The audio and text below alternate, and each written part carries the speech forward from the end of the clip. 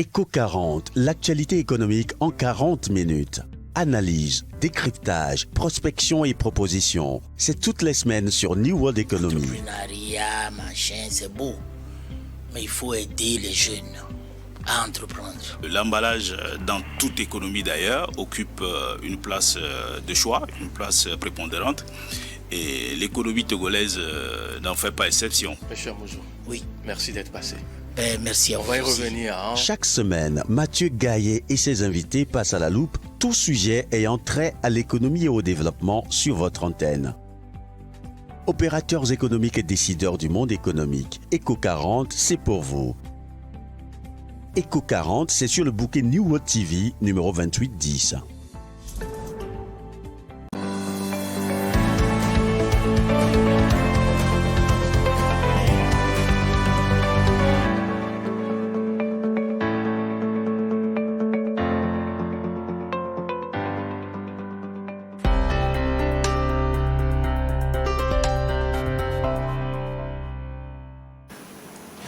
Bonjour et merci de votre fidélité sans cesse renouvelée à notre antenne. Émission spéciale consacrée aujourd'hui à un sujet qui concerne chaque famille, chaque jeune et tout l'avenir de notre pays. Que faire après le baccalauréat?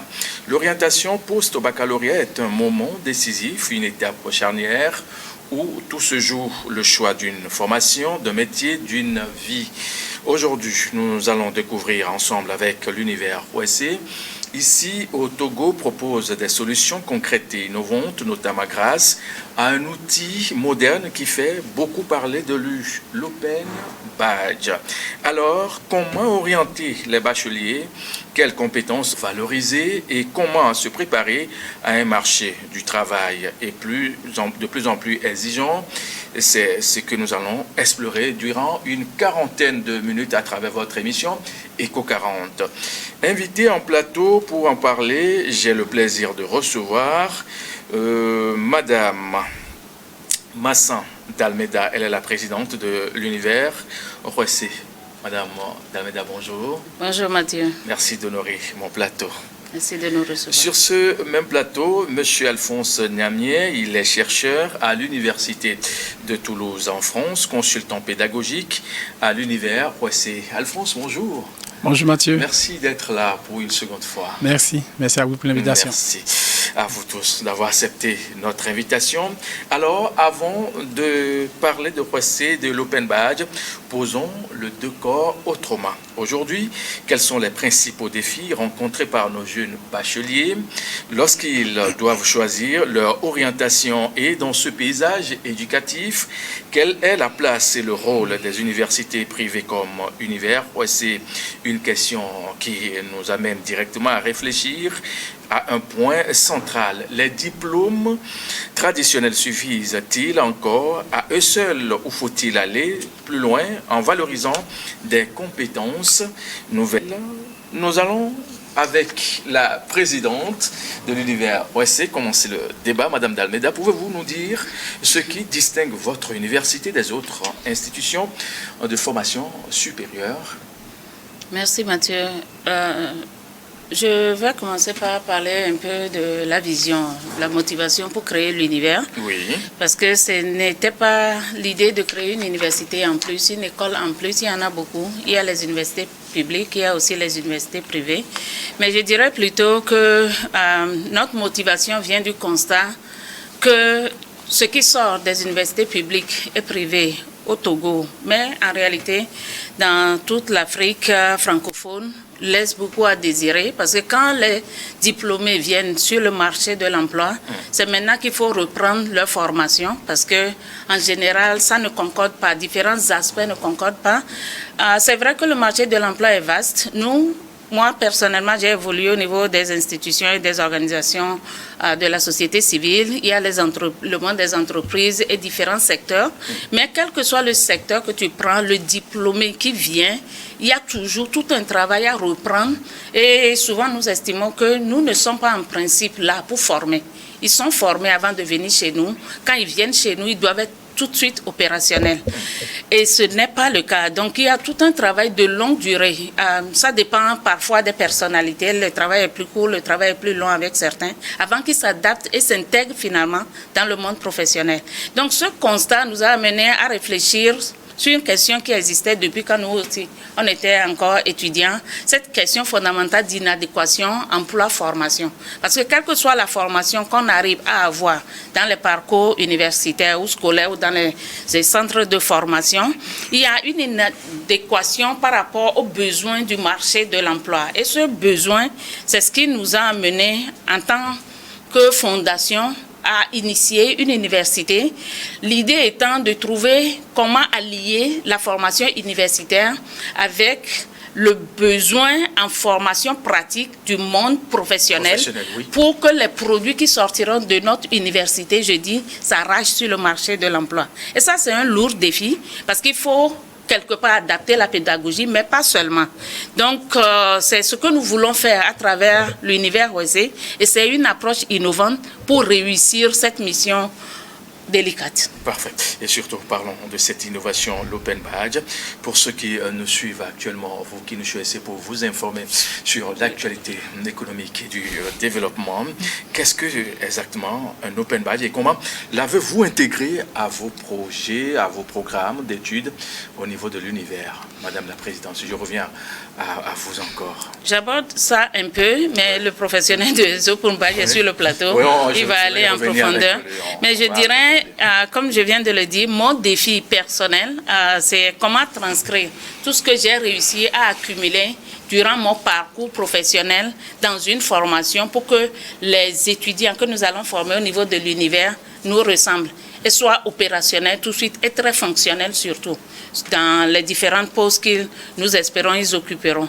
Donc nous avons eu l'opportunité de rencontrer, d'entendre parler de cette approche par les Open Badge que nous avons décidé d'intégrer quand on nous l'a exposé, d'intégrer dans notre approche pédagogique au niveau de l'université parce que en principe selon nous, au niveau des formations universitaires, on ne devrait pas parler de programme, on devrait plutôt parler de curricula. Les curricula de formation. Les curricula de formation, parce que quand on parle d'un curricula de formation, on n'intègre pas seulement la formation théorique, ni seulement le stage pratique qui s'ensuit à l'entreprise, selon ce que nous connaissons dans notre secteur, mais aussi dans notre pays.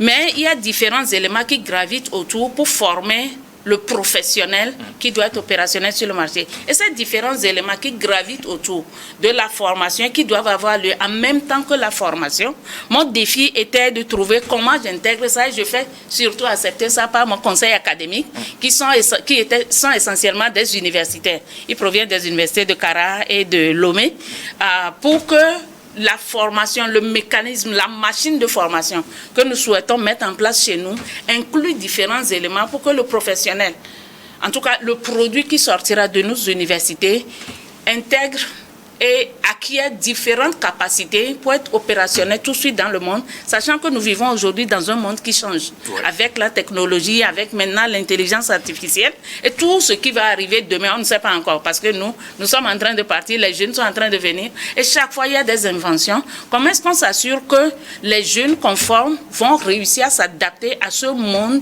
qui change rapidement et à s'en sortir dans ce monde-là? C'est tout ce que nous voulons essayer d'intégrer au niveau de la formation chez nous.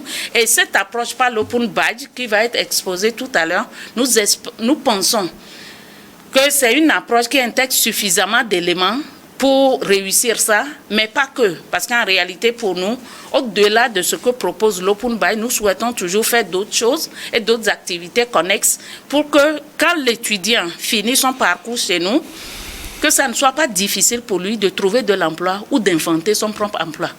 Merci à vous, Madame Masson d'Almeida. Vous êtes bien sûr la présidente de l'univers OSC. Alphonse, rebonjour. Oui. Rebonjour, Mathieu. On va faire simple pour ceux qui viennent de nous prendre en vol. Open Badge, en 2 mots, c'est quoi? L'Open Badge, d'abord c'est 2 mots, comme vous l'avez dit, c'est Open Badge. C'est un badge numérique qui est facilement partageable, qui porte des données de celui qui le détient, mais surtout des preuves d'un apprentissage spécifique effectué. Parfait. Alors, concrètement, quel type de compétences un étudiant, par exemple, moi, je me lève et puis je dis, je vais me faire former avec l'Open Badge. Quel type d'étudiant peut-il viser ce point et comment faut-il valider l'Open Badge? Ok. Alors déjà, là, quand vous dites je vais me faire former par l'Open Badge, il faut préciser déjà que l'Open Badge n'est pas un outil de formation en lui-même, c'est un outil de mesure des apprentissages ou de compétences, de connaissances. D'accord? Donc c'est un système qui va reconnaître qu'un individu détient une connaissance et une compétence qui va avec. Donc au-delà de l'aspect formation, l'Open Badge peut être utilisé pour toute mesure à ce niveau-là. Maintenant, lorsqu'une école intègre, ça devient une pédagogie Open Badge. Donc, c'est une pédagogie qui est axée sur l'Open Badge. Donc, du coup, cette pédagogie va allier effectivement le côté connaissance et le côté compétence pour que l'étudiant en question, à la fin de chaque formation, puisse démontrer son acquisition de connaissances et de compétences qui est sanctionnée par le badge qui est décerné.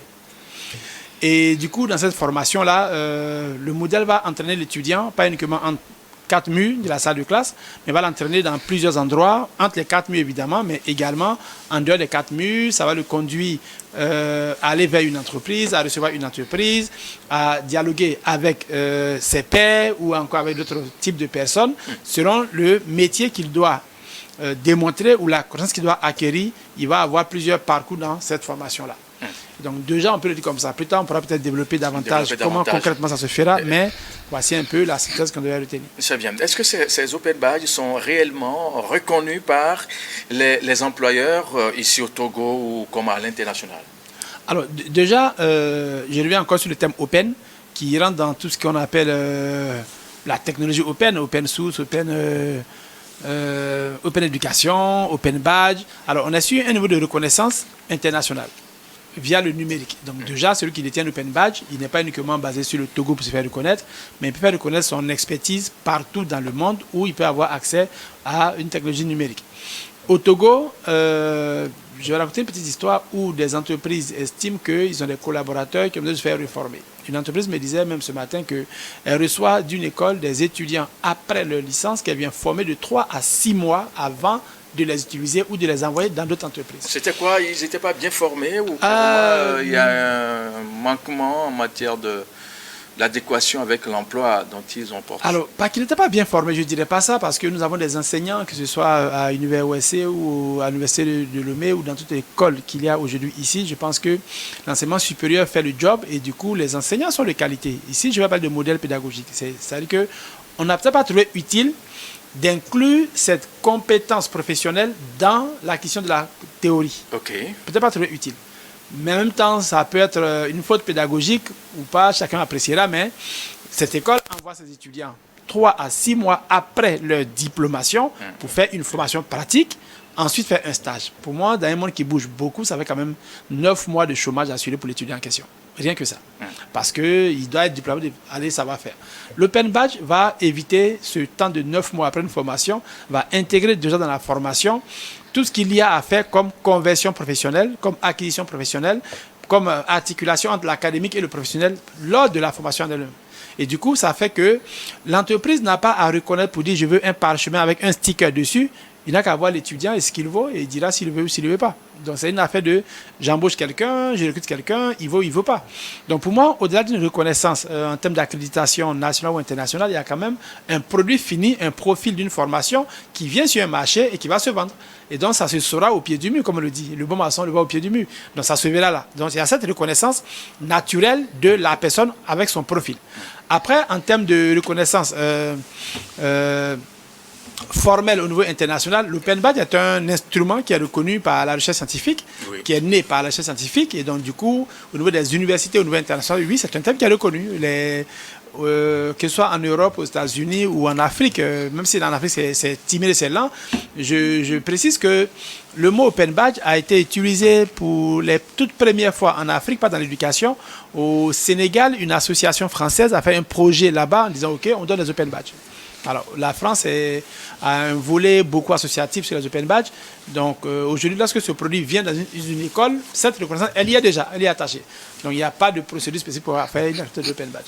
Voilà. Et ce n'est pas contre l'organisation du ministère de l'Open Badge, d'une école de l'Open Badge. Non. Alors, on pourrait dire alors que l'Open Badge est donc une véritable valeur ajoutée au parcours académique, puisqu'il ne s'agit plus seulement d'avoir un diplôme papier comme ça, mais aussi une preuve numérique vérifiable et partageable partout. Oui, effectivement, vous l'avez bien résumé. Cette preuve vérifiable et partageable apporte un niveau de crédit quand même important. Quand j'adresse une note de 10 à un étudiant qui fait une matière spécifique, c'est la note qui est transmise. La note va s'interpréter, mais ce n'est qu'une note qui s'interprète. Celui qui donne cette note n'a aucun engagement au-delà d'avoir porté cette note. Mais quand j'ai la preuve des 10 qui va suivre l'étudiant et que cette preuve est vérifiable, même en portant la note, on va réfléchir. Parce que c'est moi qui suis transporté au final par cette preuve qui part. Et donc, le fait qu'on ait des preuves transférables et partageables fait que quand même, l'acceptation est beaucoup plus poussée par les utilisateurs, par les détenteurs, et du coup, nous créons un écosystème autour d'une Open Badge. Cette façon de transférer les preuves impose même à toute personne qui veut se mettre dans une logique de pédagogie Open Badge à créer d'abord un écosystème aussi bien académique mais professionnel autour de son offre de formation, obligatoirement pour avoir des preuves à transférer plus tard. Et donc, on est dans ce système-là de preuves concrètes qu'on transfère à la fin d'une formation. Vérifiable un peu partout. Vérifiable, oui, la preuve est vérifiable. Ça veut dire que je peux savoir exactement pourquoi cet étudiant a eu 8, a eu 10, a eu 15, a eu 18, ce qu'il a fait à l'oral, ce qu'il a fait à l'écrit. Tous ces éléments sont vérifiables par la preuve. C'est un système d'évaluation qui va apporter une reconnaissance à la connaissance et à la compétence. Donc, cette évaluation est vérifiable, clairement. Parfait. Débouchés et perspectives. Venons-en maintenant à une question qui préoccupe, qui taraude les esprits. Tout le monde en parle, l'avenir professionnel. Quels sont donc les débouchés en étant diplômé avec vous, Madame Massan? Je dirais que les débouchés dépendent des filières. Pardon. Les débouchés, quand des étudiants étudient chez nous, dépendent des filières qu'ils ont choisies. Aujourd'hui, nous offrons des formations en SIC, sciences de l'information et de la communication, avec ses déclinaisons, la communication des organisations, le journalisme, les sciences numériques. Donc, ça dépend de la filière choisie, le travail à faire après. Et puis aussi, on forme en gestion, comptabilité, audit, gestion des ressources humaines, toutes les sciences affiliées à la gestion, puisqu'ils ont une première année commune, donc on forme en gestion. Et on a aussi commencé avec le droit, les sciences juridiques. Donc le débouché dépend véritablement des filières choisies par les étudiants. Mais ce que nous nous assurons au niveau de l'établissement, comme vient de le dire M. Niamien, c'est ne pas seulement avoir les enseignants, puisque les enseignants qui interviennent dans chaque matière sont des professionnels, sont des experts dans leur matière. Donc, ils portent au-delà de l'enseignement l'exemple de ce que peut devenir l'étudiant qui étudie dans un secteur. Je prends l'année dernière, par exemple, en droit. On a commencé essentiellement avec des enseignants vacataires. Donc, on a eu environ une vingtaine de vacataires qui ont interagi avec nos étudiants, chacun dans une unité d'enseignement spécifique. Et selon leur profil, ça parle pour dire, quand tu étudies le droit, tu peux par exemple choisir telle voie en termes de qu'est-ce que tu vas faire plus tard ou telle autre voie. Mais au-delà de ça, avec cette approche que nous intégrons de l'Open Badge, c'est d'associer les professionnels du secteur dans chaque filière, dans chaque domaine qui entoure le processus de formation, pour qu'au-delà de ce qu'on lit sur Google ou de ce que nous savons en termes de débouchés, qu'on puisse élargir les horizons de nos étudiants par rapport à qu'est-ce qu'ils peuvent choisir, parce que je dirais que cet élément débouché est un facteur important dans le choix dans le choix de la filière et dans l'orientation pédagogique des étudiants, parce que comme nous avons, enfin, je prends le cas du Togo où j'ai étudié, nous avons très peu d'exposition en termes de quels sont les débouchés possibles quand tu étudies dans tel ou tel domaine. Ça crée une limitation autour de, si j'étudie par exemple la communication ou bien le droit, qu'est-ce que je peux devenir plus tard?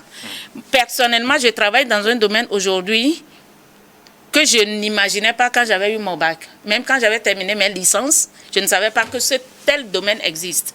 Donc, quand tu rentres sur le marché de l'emploi, les différentes options et opportunités qu'on trouve, que ce soit dans les entreprises, les différents postes, la manière dont ils sont formulés, libellés, répondent à un besoin du marché parfois. Parfois, il y a des postes classiques. Je vais devenir gestionnaire d'un temps, je vais travailler dans une banque, je vais tenir la caisse, ou bien je vais devenir directeur. Directeur de quoi? Un de mes étudiants a dit, moi, je vais devenir consultant en communication.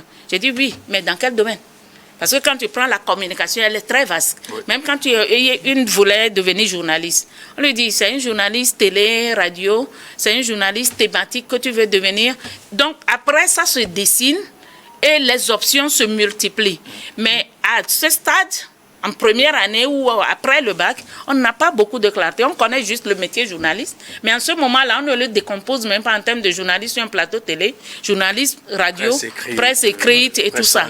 Donc, c'est juste journaliste. Mais en réalité, selon ce que tu veux faire, différents autres éléments doivent rentrer dans l'orientation. Et moi, personnellement, j'ai dû corriger mon parcours pour être qui je suis aujourd'hui. Je suis bilingue.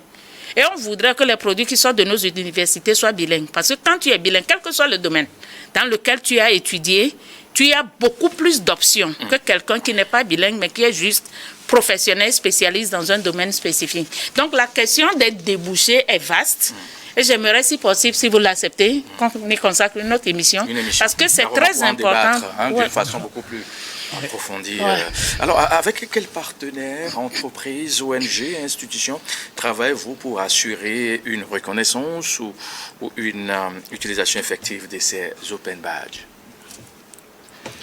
On se partage cet aspect-là. Actuellement, je dirais que nous commençons avec notre carnet d'adresse.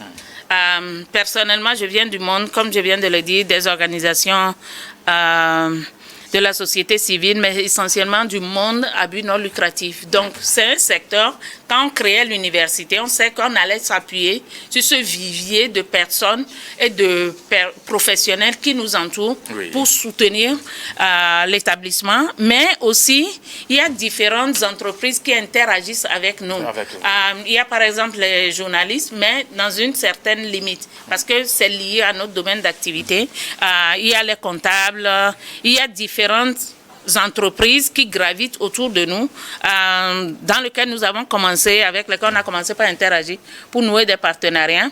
Mais quand nous avons contacté M. Alphonse, qui vient avec l'adoption de l'approche Open Badge, quelque chose que nous sommes en train de faire, c'est de faire la prospection par rapport aux offres de formation que nous sommes en train d'offrir, de regarder les entreprises que nous voulons cibler, au-delà de ceux avec lesquels nous interagissons actuellement, parce que nos étudiants sont appelés, nous souhaitons en tout cas qu'ils aillent très loin, soient appelés à travailler dans des entreprises avec lesquelles peut-être actuellement on n'a pas de contact, avec lesquelles on va nouer des contacts. Ça a commencé, je lui laisse cet aspect-là. Parfait.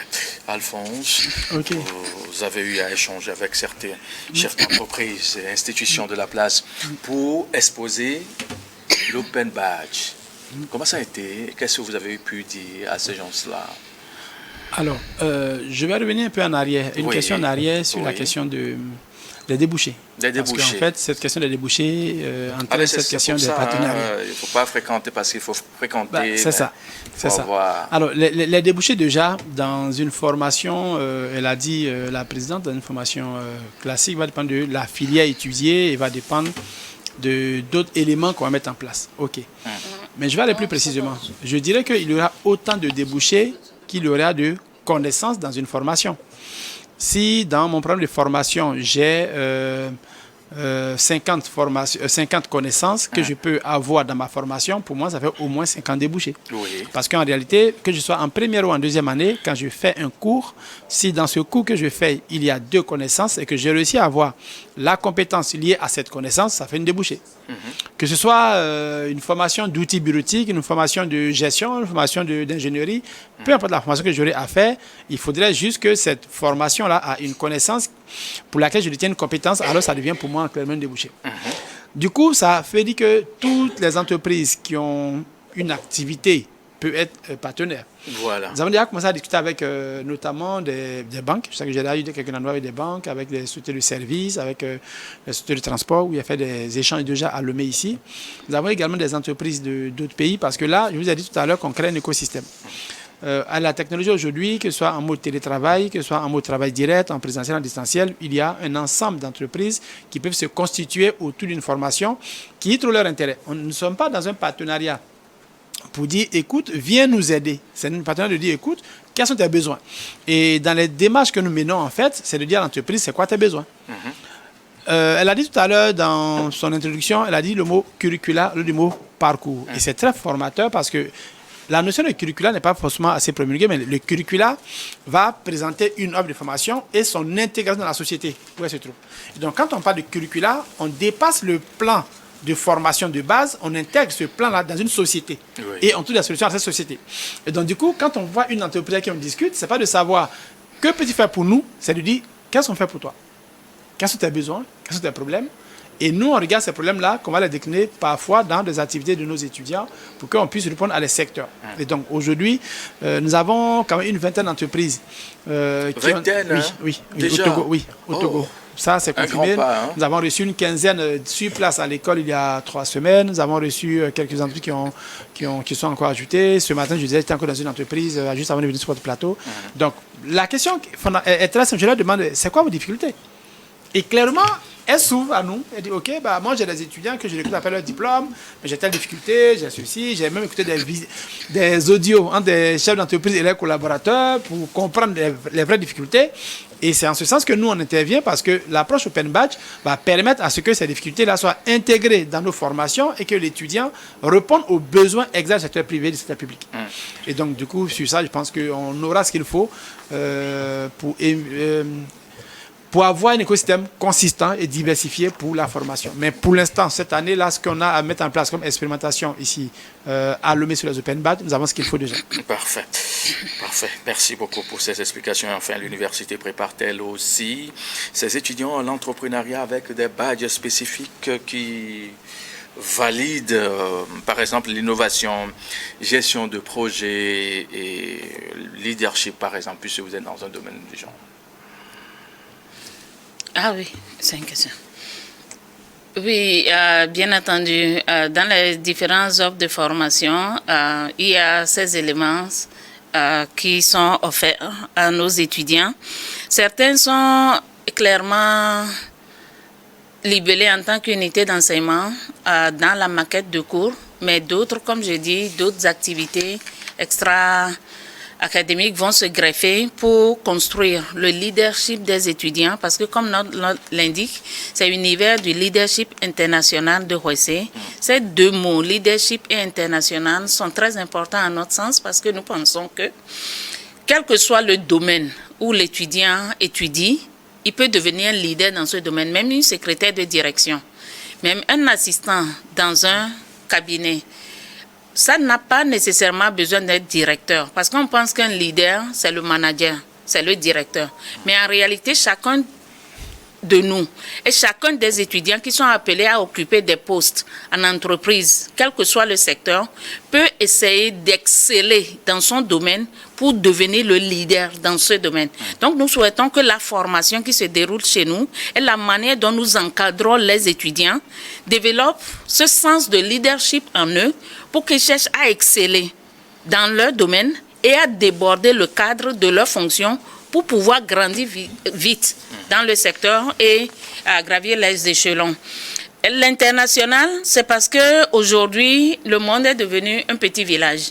C'est difficile de dire, j'ai mon poste, mon petit poste ici, mon salaire, je m'en contente, je ne me gêne pas. Mais même le Togo est signataire de tellement d'accords. On est dans tellement de conférences. Et quel que soit le poste que quelqu'un occupe, ça dépend des secteurs, mais on est appelé à interagir avec des personnes d'autres pays, d'autres nations, à aller dans des conférences, à représenter le pays, votre entreprise ou votre secteur.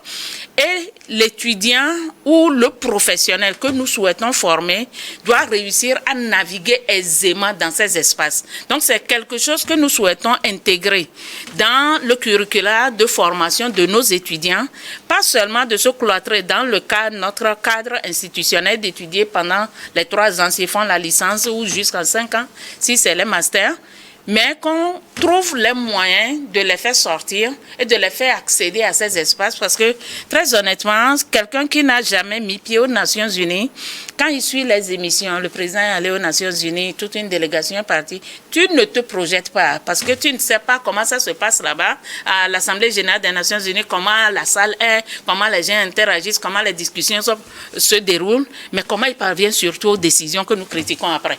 Mais quand tu comprends ça, tu réagis différemment. Donc cette exposition à l'international, c'est quelque chose qui nous tient beaucoup à cœur, mais surtout pour pousser les nôtres à faire des carrières internationales, mais surtout à revenir pour développer notre pays. Parce qu'il ne s'agit pas de former et de les envoyer ailleurs, mais de former qui se rendent compétents et qui reviennent pour développer notre pays. Non. Merci beaucoup pour ce détail, c'est important. Aujourd'hui, est-ce que l'université prépare-t-elle aussi, à part ces cas qu'on a eu à développer, j'ai eu à échanger avec M. Alphonse et d'autres. On m'a dit qu'il y avait une séance d'information. De quoi avez-vous discuté? Qui sont ceux-là qui étaient là? Madame la Présidente ou Alphonse, qui me répond parmi vous de là?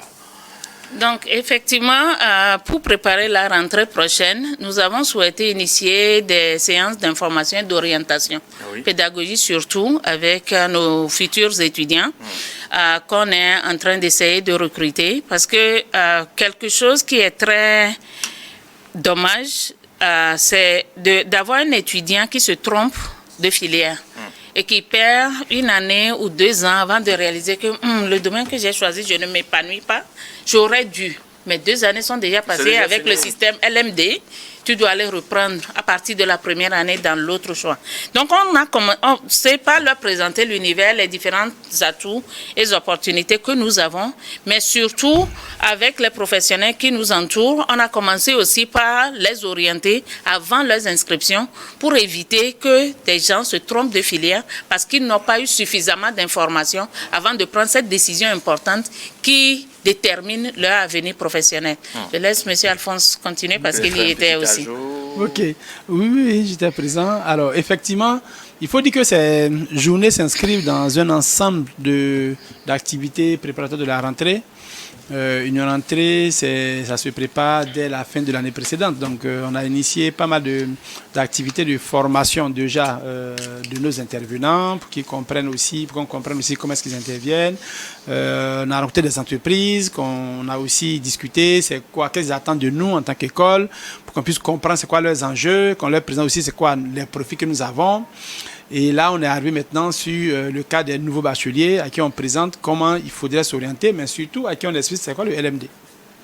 Parce que c'est vrai que les pays africains ont adopté un système appelé LMD, qui est la version francophone, c'est la version française du projet de Bologne, sans forcément comprendre le détail qui est à l'intérieur. Donc, aussi bien certains responsables, certains enseignants, certains parents et encore les étudiants, ils ne comprennent pas le système dans lequel ils sont. Rien qu'une validation au lycée qui est sur la moyenne, mais au supérieur qui est basée sur les crédits. C'est quoi un crédit? C'est quoi le temps de travail étudiant? Ces petites notions-là sont parfois subtiles et leur compréhension change la façon de recevoir son apprentissage. Un exemple très simple qu'on a eu à évoquer avec eux, c'est que lorsqu'on obtient un crédit universitaire, ça fait 25 heures, le temps de travail étudiant. Mais les 25 heures, l'enseignant n'anime que 40%, donc 10 ou 12 heures ou 14 heures ou 15 heures maximum. Mais les 10 heures restants, il ne sait pas que c'est un temps qui lui appartient pour que lui-même il fasse d'autres choses complémentaires. Et ça, c'est fondamental pour l'étudiant de savoir que dans son apprentissage, une partie est faite avec le prof en salle de classe, qu'on appelle le formel, mais une autre partie est faite lui-même avec l'aide du prof, le non formel, mais une partie est faite lui-même en tant qu'usage de la connaissance dans son quotidien, qu'on va appeler informel. Ces 3 dimensions de l'apprentissage sont dans les maquettes de formation, sont dans les curricula. Mais si l'étudiant ne comprend pas ça, il va se rendre compte qu'il va juste venir réciter une leçon et puis aller à la maison valider sa matière. Donc, c'est pour l'occasion de leur expliquer le LMD, l'orientation. Quand on dit je vais étudier en licence 1 de comptabilité, ça veut dire quoi exactement? L'université ne forme pas en licence 1 de comptabilité, forcément, elle va former en licence de gestion, par exemple. Et c'est quoi la nomenclature du parcours, d'une maquette, comment ça s'articule? Parce que ces éléments sont des détails qui influencent. J'ai eu un échange avec un étudiant juste à la fin. Je leur ai dit que chaque étudiant aura ce qu'on appelle le livret de l'étudiant, dans lequel il y aura la maquette de l'école, telle que le ministère le présente, tout ce qui est autour de cette maquette, le curricula, ce qu'on attend d'eux, va être décrit. Il m'a dit, ah ok, d'accord, moi je suis en licence 1, mais bon, là où j'étais, on ne m'a pas donné ça. Après, ce n'est pas une critique, mais si l'étudiant ne sait pas ce qu'on attend de lui, ou bien ce qu'on veut lui présenter dans son année à venir, il ne peut pas bien s'apprêter à travailler.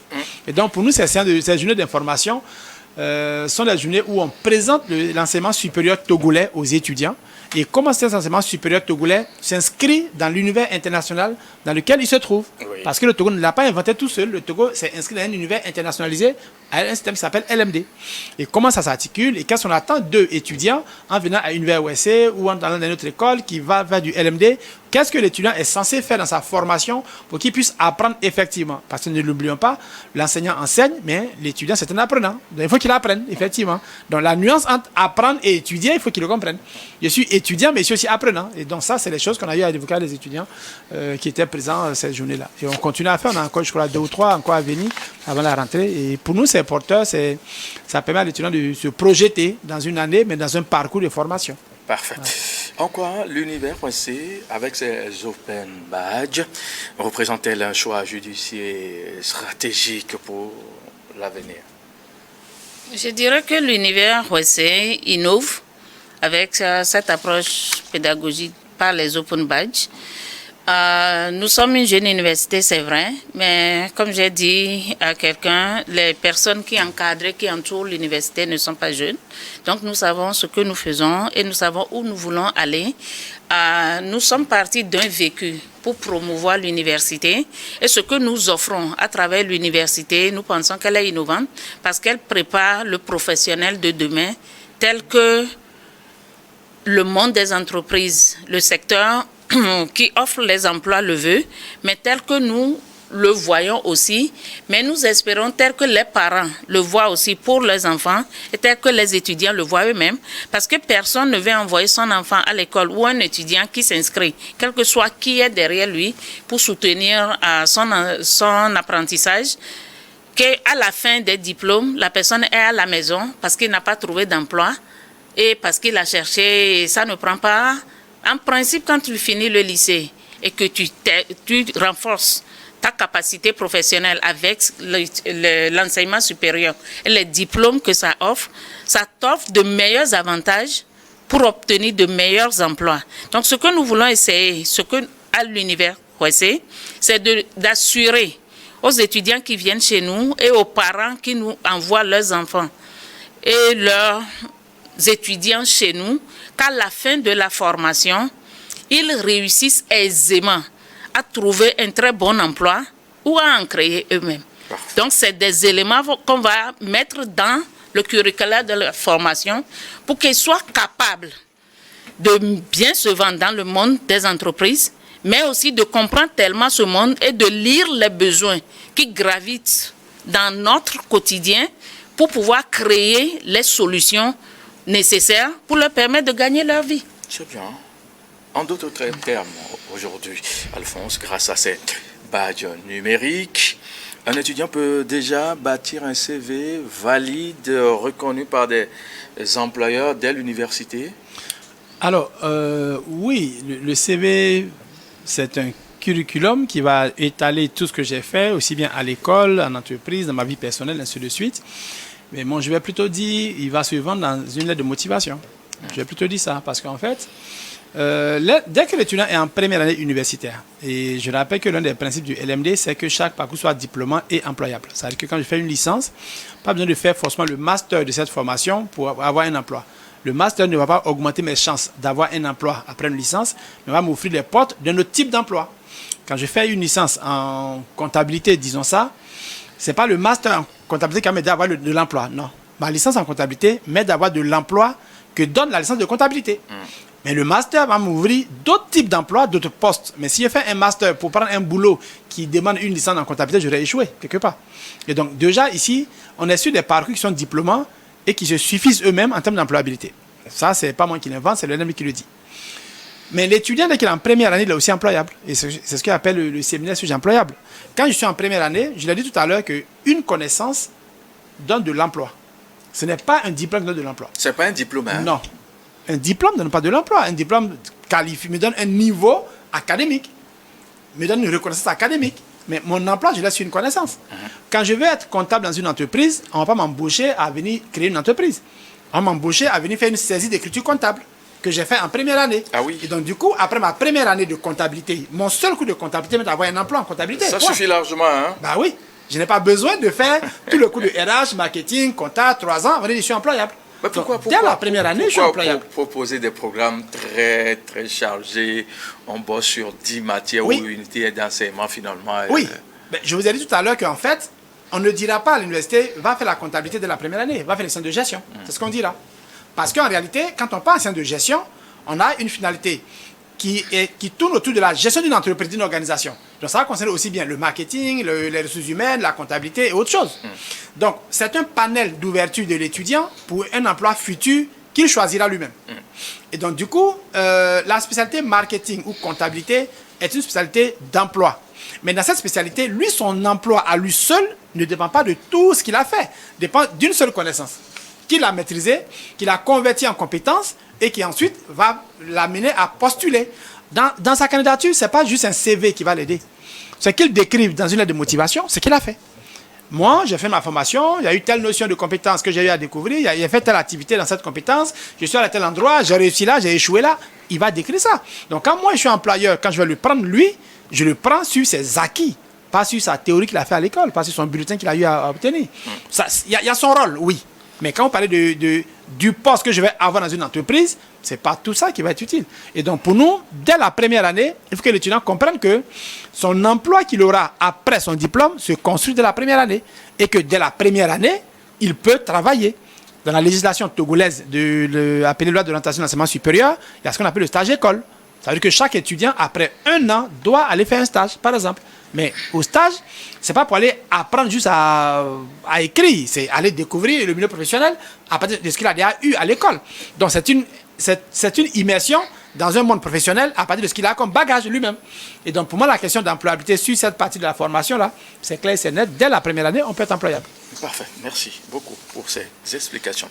Avant de conclure le tour de table final, je vais demander à chacun de vous ce que vous avez envie de donner comme information ou mots que je n'ai pas pu poser comme question avant de se séparer. J'aimerais rebondir sur ce dernier aspect lié à l'employabilité de nos jeunes parce que, comme l'a dit Alphonse, le diplôme comporte un ensemble d'éléments qui sont essentiels pour construire le professionnel que le diplôme octroie. Quand on dit à quelqu'un, tu as une licence dans tel domaine, ou tu as un master dans tel domaine, tu as un niveau et tu as tout un bagage, mais dans différentes choses. Et l'ensemble de ces bagages, c'est ça qui constitue le cachet. Diplôme qu'on te donne parce que tu es capable de faire ci, de faire ça, de faire ça. Mais c'est vrai qu'une seule personne ne peut pas rentrer dans une entreprise et occuper tous les postes. Ouais. Donc, ce diplôme licence, qui est un grand diplôme, te permet, par exemple, d'être gestionnaire, gérant d'une entreprise.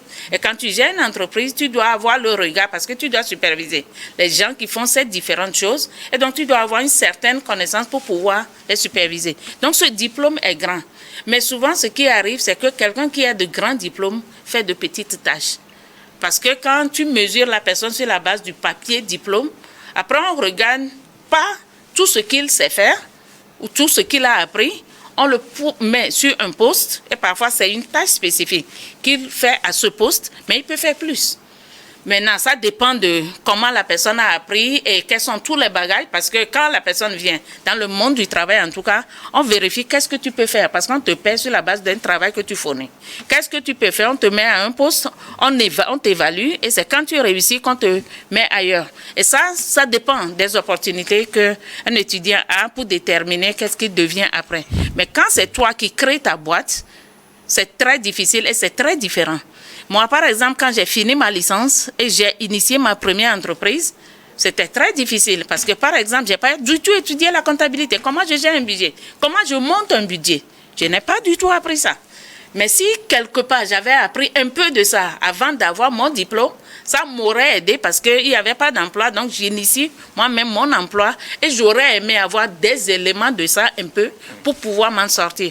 Donc, ces différents éléments qu'on met dans un curriculum, dans un programme de formation qui permettent d'obtenir le diplôme, chacun à sa place. Parce que, quand même, ce sont des experts qui se sont assis pour concevoir la maquette.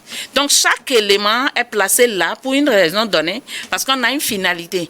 Mais même c'est tous ces éléments-là auxquels nous, on souhaite même ajouter d'autres choses pour que la personne qui est formée ait un bagage un peu plus complet pour pouvoir s'en sortir. Parce qu'après après l'école, vous êtes livré à vous-même. Pendant l'école, vous avez vos enseignants, vous avez différentes personnes à qui vous pouvez vous référer. Mais après les 3 ans, dès que vous ne payez plus les frais de scolarité, que vous avez déjà votre diplôme en main, vous êtes livré à vous-même et aux relations que vous pouvez avoir. Et donc, c'est très important que les étudiants comprennent ça et prête attention à chaque élément de leur parcours professionnel parce qu'on ne sait pas dans quel domaine tu vas évoluer demain. Ça pourrait être dans la matière que tu es en train de négliger. Cette connaissance que tu as mal acquise, c'est là où il y a une opportunité.